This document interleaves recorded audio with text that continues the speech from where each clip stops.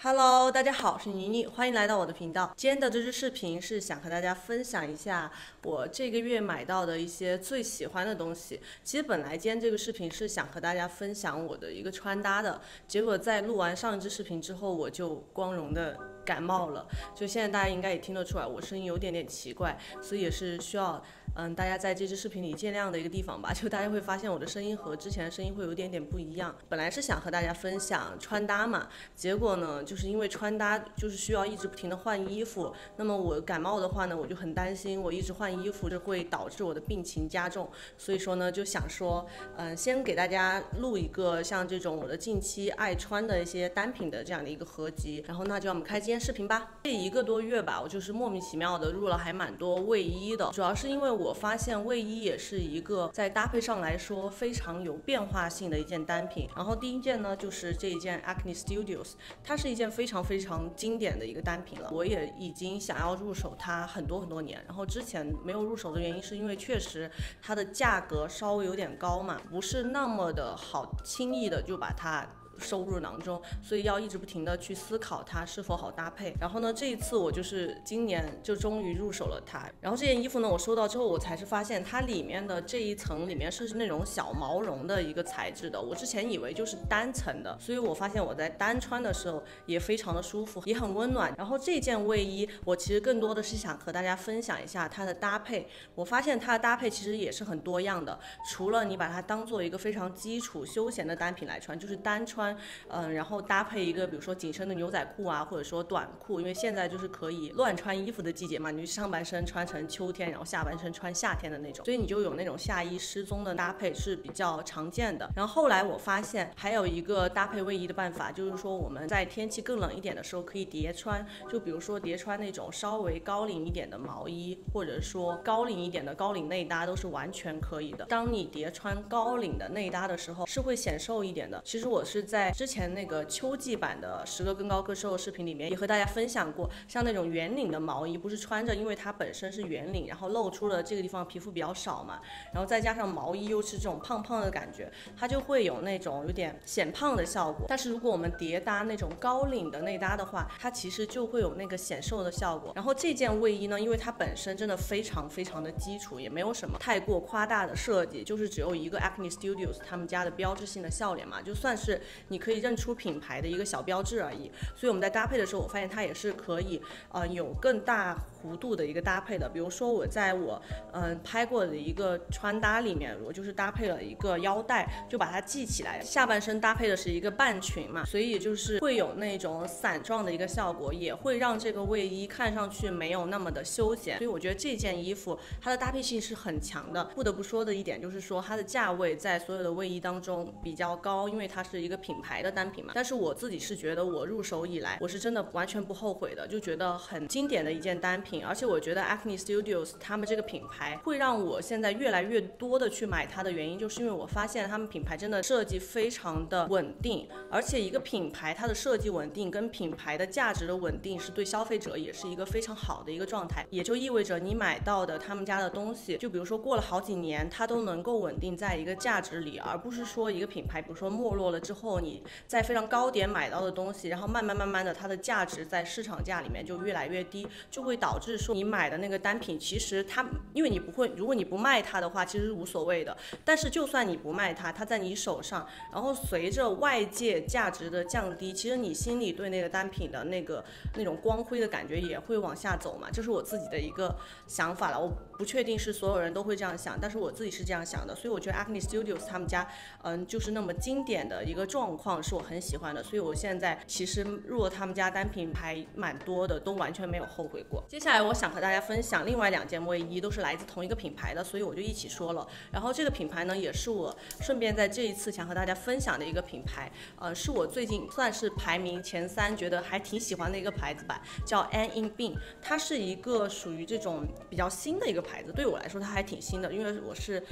才发现它不久，然后就意外的迷上了它。然后我现在是入手手他们加了2件卫衣，我发现他们会更多的用到一些音乐的元素，比如说我的第一件这件卫衣，我感觉是有点像以前比较老的时候，以前那种老的摇滚歌手他们会穿的那种衣服，算是一个那种摇滚音乐文化的一个文化衫的那种印花，然后你穿上之后就自带会有那样的感觉，而且他选择的这个颜色也是属于那种就深灰又有点泛绿的那种喜旧的颜色，而不是说是像 Acne Studios 那件你一看你就知道它是一件新衣服的那种颜色，就整个衣服穿上就很有那种复古的感觉。它这件衣服它搭配起来，就是如果你是非常基础的来搭配的话，它也能够给你带来一些不基础的感觉，就是因为它前面的这个印花它是真的非常有浓烈的一个风格感嘛。然后接下来的这件呢也是来自 Annie Bean 的这个品牌的，也是属于那种有点旧旧的雾霾蓝色，我当时就是看到这个雾霾蓝一眼就是看上它的。然后这件卫衣我也觉得它有一个设计的非常好的地方，就是它前面卫衣基本上都是圆领的嘛，然后在最下面它有设计一个这种像一个小三角的一个缝线，像这个小三角的缝线我自己观察下来是说，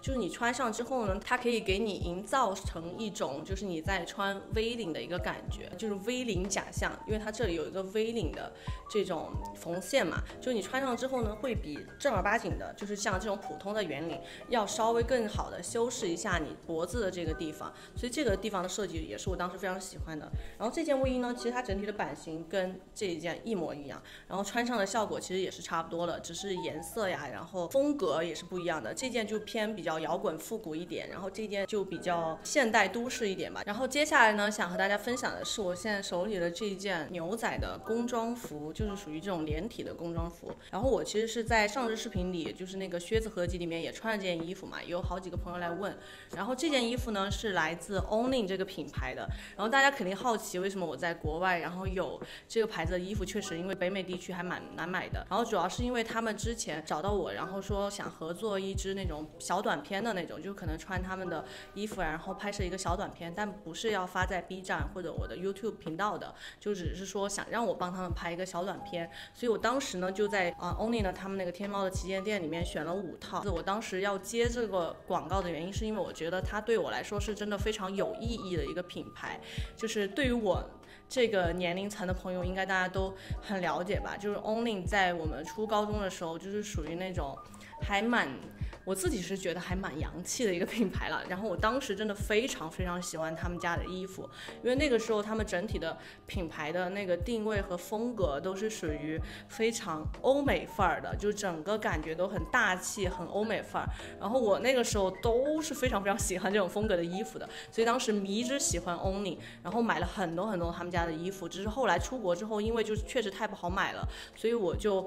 渐渐的就没有怎么再买。然后我选的这件工装裤呢，我当时收到之后呢，我本来也是没有觉得说我非常的喜欢的，自己当时的整个对工装服的这种期待吧，我是希望它是非常的硬挺的，就像牛仔裤的那种很硬的那种感觉的一个材质。但是我收到是觉得它是那种属于有点像不知道大家有没有买到过那种有点像牛仔材质的那种牛仔的衬衫，所以我当时收到的时候呢，我是觉得有点犹豫的，我就想会不会不好看什么的。结果我上身一试，真的非常喜欢，就是它上身之后整个版型很好。然后我自己总结下来觉得好像这种版型它这种上身的效果好，也是来源于它的这个材质比较软的缘故，因为它穿上之后呢，就它会有那种非常慵懒的那种感觉，就不是属于那种很硬的一个牛仔在你身上感觉给你架起来的那种衣服的感觉吧，我也不知道怎么说，反正它穿上就很慵懒。然后再加上这一条连体的工装裤呢，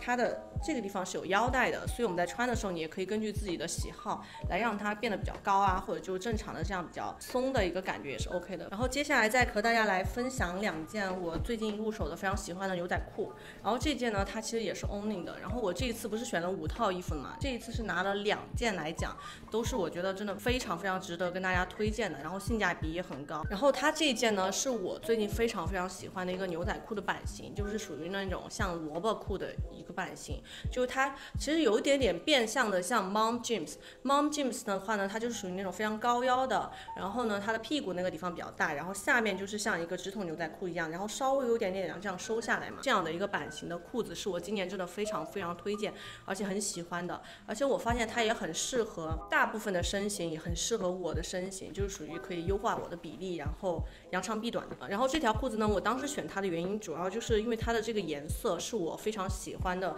和我想要入手的一个牛仔裤颜色，就是属于这种很浅的一个水洗蓝。然后这条牛仔裤大家主要就是看那个我的自己的一个上身图啦，就是我其实用语言来和大家描绘，我其实有点不知道怎么跟大家描绘的很清楚，主要就是它穿在身上能够有那种慵懒自在的感觉，然后再加上它的这种高腰的设计，你比如说这个皮带，因为我这个买大了嘛，然后这个皮带，然后腰的这个地方又比较收，然后这里又比较大，就整个会给你营造出一个非常好的一个身材的比例，所以穿上这种类型的裤子是很好看的。接下来我想和大家分享的是一条牛仔裤，是来自一个我一直都非常想要入手他们家牛仔裤的一个品牌，叫 Isabel Marant。但是我的这个是一个他们的一个，我觉得好像是算是一个分出来的一个系列，是叫 Etrol 的。反正就是 Isabel Marant 的一条牛仔裤，然后这一条呢，我当时是看他们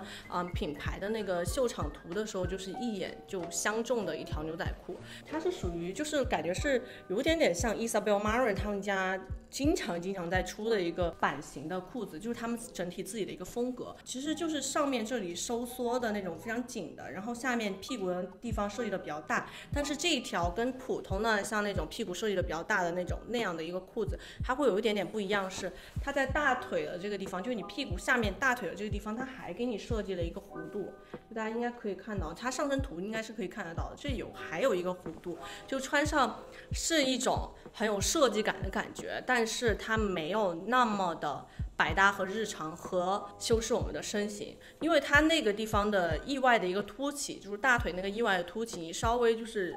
搭配的没有那么好的话，它其实是会有一点点显胖的一个问题的。只是说这条裤子，因为我买它的原因，就是因为它的这个设计，就是它的那个不同，我才买它的，所以我是能够接受它的这一点。我当时选白色的原因，是因为我真的非常想选一条这种类型的白色牛仔裤来搭配黑色的皮衣，清爽的机车感的那种，而不是那种复古机车感的那种风格。然后整体的材质就不用说了，因为确实价位摆在那里，价位还挺高的。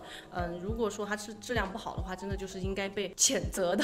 所以说它的质感是完全没有任何的问题的，质量也很好，然后缝线走线一切的都很好，就是你可以仔细的去看它的。然后接下来我想跟大家分享的就是像这种配饰类，然后第一件就是项链，它是来自一个叫 Maslow 的一个项链品牌。我当时看到这根项链是在一个 Instagram 博主上面看到的，但我不太记得他的名字了，他就是拍了一个带着这个项链的照片。然后我当时其实是找这种 chain link 怎么说呢，就是这种环环相扣的项链，找了很久了，但是我一直都没有找到自己很满意的，然后价位设计粗细都很满意的一个设计。然后当时看到这一根的时候，就立马就是